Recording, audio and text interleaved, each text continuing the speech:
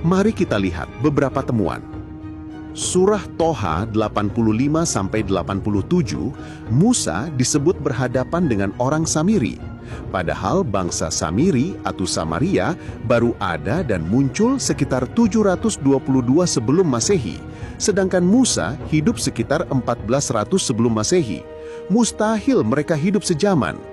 Surah Al-Isra 1, kisah Isra Mi'raj, menyebut Masjidil Aqsa pada tahun 621. Faktanya, bangunan itu baru berdiri sekitar tahun 710. Jadi Quran menaruh bangunan yang belum ada ke masa Muhammad. Surah Sabah 10:11, Daud membuat baju besi tahun 1000 sebelum Masehi. Tapi kalau kita pelajari sejarah, teknologi baju zirah dari besi baru dikenal 800 tahun kemudian. Surah Al-A'raf 120-124, Musa disebut hidup di zaman Firaun dengan hukuman salib. Padahal tradisi penyaliban baru muncul abad ke-5 sebelum Masehi, jauh setelah Musa. Surah An-Nisa 157, Quran menolak penyaliban Yesus. Padahal bukan hanya Injil, sejarawan Yahudi dan Romawi pun mencatat peristiwa itu. Mengapa hanya Quran yang menulis berbeda? Surah Maryam 28 dan At-Tahrim 12, Maryam disebut saudari Harun, seolah sejaman dengan Musa, padahal jaraknya 1400 tahun. Entah maksudnya saudari kandung atau apa. Kalau kitab ini sempurna, seharusnya jelas, bukan membingungkan. Hadis dan sejarah kiblat. Arkeologi menunjukkan masjid-masjid kuno dari arah kiblat bangunannya saat Islam awal itu menghadap ke Petra, bukan Mekah. Baru abad ke-8 arah kiblat berubah. Pertanyaannya, kalau Ka'bah sudah ada sejak awal, kenapa umat dulu sholat ke Petra, bukan juga ke Al-Aqsa seperti klaimnya? Apakah ini ada kaitannya dengan bisnis haji masif setelah berdirinya Saudi 1932? Surah Al-Qasas 38 dan Al-Mu'min 36, Fir'aun dikisahkan berbicara dengan Haman. Tapi Haman hidup di Persia abad ke-5 sebelum Masehi, sementara Fir'aun ribuan tahun sebelumnya. Mustahil mereka bisa bertemu. Surah Al-Kahf 96, kisah Zulkarnain membangun tembok menahan Ya'juj dan Ma'juj. Narasi ini identik dengan legenda Alexander the Great. Hingga kini tak ada bukti tembok itu pernah ada. Surah Yusuf 20, Yusuf dijual dengan beberapa dirham. Padahal Yusuf hidup 1800 sebelum Masehi, sedangkan dirham baru muncul 600 Masehi. Seharusnya shikal seperti catatan Alkitab. Semua ini membentuk pola yang jelas. Quran bukan catatan sejarah akurat, melainkan kompilasi literer.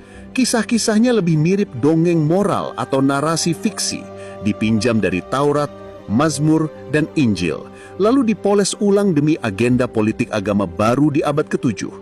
Maka pertanyaannya, kalau Quran benar-benar wahyu ilahi, mengapa isinya penuh kesalahan sejarah dan anakronisme? Atau lebih masuk akal bila kita melihatnya sebagai produk manusia abad ke-7, lahir dari kebutuhan politik dan identitas sebuah komunitas baru bernama Islam. Satu hal yang jarang disorot adalah soal kiblat pertama umat Islam. Dalam tradisi Islam, disebut bahwa selama 16-17 bulan awal setelah hijrah, Muhammad dan para pengikutnya sholat menghadap ke Masjid Al-Aqsa di Yerusalem, sebelum akhirnya arah kiblat dipindahkan ke Ka'bah di Mekah. Tapi secara sejarah ada masalah besar.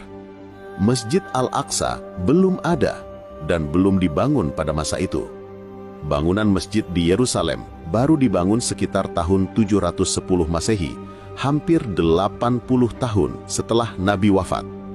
Jadi, apa yang disebut Masjid Al-Aqsa dalam Quran sebenarnya bukanlah bangunan masjid, melainkan sekedar istilah untuk tempat suci yang jauh. Dan itu juga mengacu pada Yerusalem, tempat suci agama Yahudi dan Kristen, bukan tempat suci agama Islam, karena agama Islam juga belum lahir. Lalu tempat suci apa itu? Jawabannya adalah Yerusalem sebagai pusat peribadatan Yahudi dan Kristen, tepat di area Temple Mount, bekas reruntuhan bait suci Yahudi yang dihancurkan Romawi. Artinya, kalau umat Islam awal benar-benar sholat menghadap ke sana, mereka sebenarnya sedang menghadap ke arah tempat suci Yahudi Kristen, bukan masjid Islam. Barulah setelah kekuasaan Islam meluas, beberapa puluh tahun kemudian, dinasti Umayyah membangun Dome of the Rock dan Masjid Al-Aqsa di Yerusalem, lalu ayat Quran tentang Al-Masjid Al-Aqsa ditafsirkan ulang agar cocok dengan bangunan itu. Ini menimbulkan pertanyaan kritis. Kalau Quran memang wahyu abadi, mengapa ia memakai istilah yang baru mendapat bentuk fisiknya puluhan tahun setelah Nabi wafat? Apakah ini tidak menunjukkan adanya anakronisme lain dalam teks suci, di mana tafsir politik kemudian ditempelkan ke ayat lama? Di titik ini, kita mulai melihat sebuah pola. Ketidakjelasan dalam Quran bukanlah kecelakaan, melainkan bagian dari sistem itu sendiri. Dengan kisah yang menggantung, tafsir bisa ditarik ke arah manapun sesuai kepentingan. Dengan detil yang kabur, otoritas agama bisa masuk dan berkata, hanya ulama yang bisa menjelaskan maknanya. Dengan bahasa yang penuh serapan, pintu spekulasi selalu terbuka.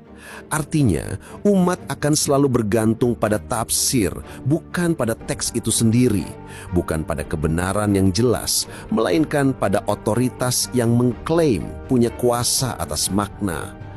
Maka pertanyaannya, apakah benar Quran dimaksudkan sebagai kitab yang jelas untuk semua manusia?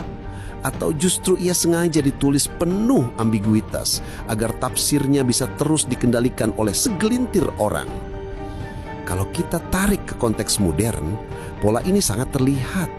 Di Indonesia misalnya, karena ketidakjelasan Quran, umat akhirnya bergantung pada tafsir ulama. Tapi tafsir ulama pun berbeda-beda. Ulama moderat menghasilkan tafsir yang moderat. Sementara ulama radikal melahirkan tafsir radikal yang bisa menimbulkan konflik sosial ketika diterapkan. Belum lagi fatwa-fatwa resmi yang sering kali menimbulkan kontroversi. Misalnya, fatwa MUI tentang Bitcoin yang dihukumi haram. Lalu, fatwa MUI Jawa Timur yang mengharamkan sound horeg.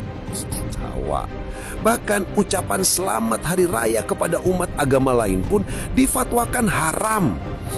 Semua ini menunjukkan betapa tafsir yang lahir dari teks kabur bisa menjadi alat kontrol sosial dan seringkali berujung pada kerumitan, perpecahan, bahkan konflik. Dan disinilah puncak persoalan. Kalau wahyu Tuhan seharusnya terang benderang, mengapa kitab ini justru dipenuhi kabut? Akhirnya, kita sampai pada sebuah kesimpulan pahit.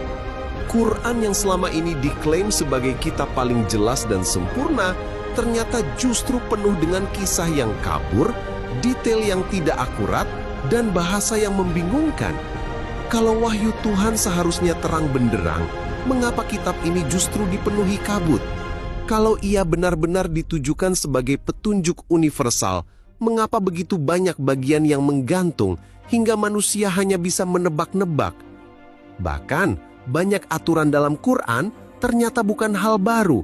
Ia mengadopsi hukum-hukum yang sudah ada dalam Taurat Yahudi ribuan tahun sebelumnya. Aturan wudhu, sunat, larangan babi, hingga hijab. Dalam tradisi Yahudi Ortodoks, perempuan menikah memang wajib menutup rambutnya di depan umum, persis seperti yang kemudian muncul dalam aturan Islam. Jadi, di mana letak orisinalitas yang katanya wahyu penyempurna? Pertanyaan ini membawa kita pada renungan yang lebih dalam.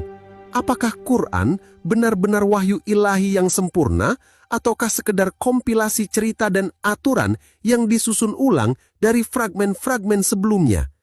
Dan yang lebih penting, apakah ketidakjelasan ini sekedar kelemahan atau justru strategi? Sebuah cara halus agar manusia selalu bergantung pada tafsir ulama dari generasi ke generasi tanpa pernah benar-benar bebas berpikir. Di titik ini, tugas kita bukan mencari jawaban instan, melainkan berani bertanya.